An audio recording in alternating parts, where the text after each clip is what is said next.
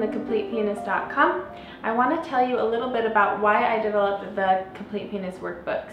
Back in college, while teaching through the university's youth conservatory, I realized that I needed a way to ensure that my students were learning all the major aspects of the piano without having to purchase 7 different books. And we didn't have time for that in a lesson anyway.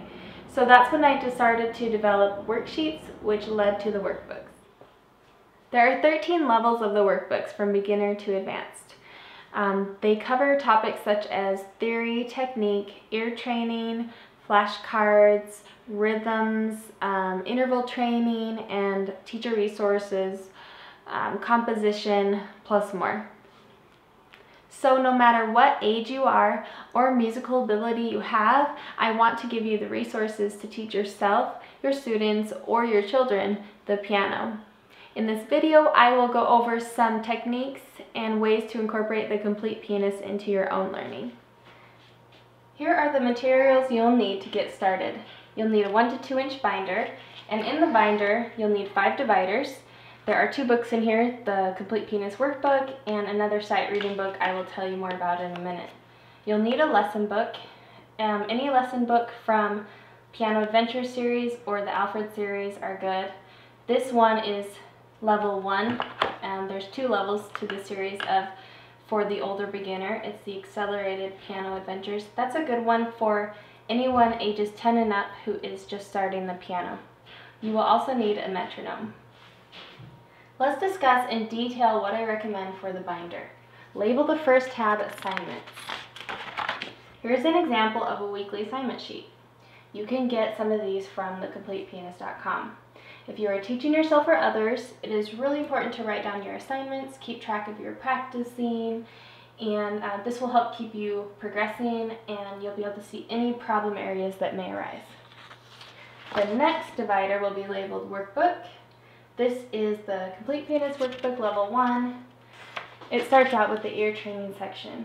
Each week or 2, you'll focus on a different section of the workbook. So you'll start with the ear training, get to know that, do the ear training review.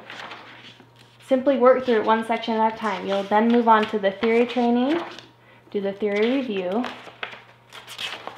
notes and finger training, and review, rhythm training, and so on. The next section is the sight reading section. I call this the sight reading section because it is simply a glorified flashcards method. This is the John Schmidt book's 67 Fun Songs Primer and the 67 Fun Songs. I just have the first few chapters of each book in here.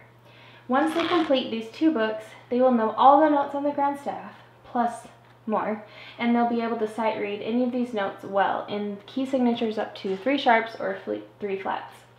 I talk about how to use these books in more detail in another video. The next section is the lists and business section. This is a place to keep track of any important lists and information. My students keep track of their performances.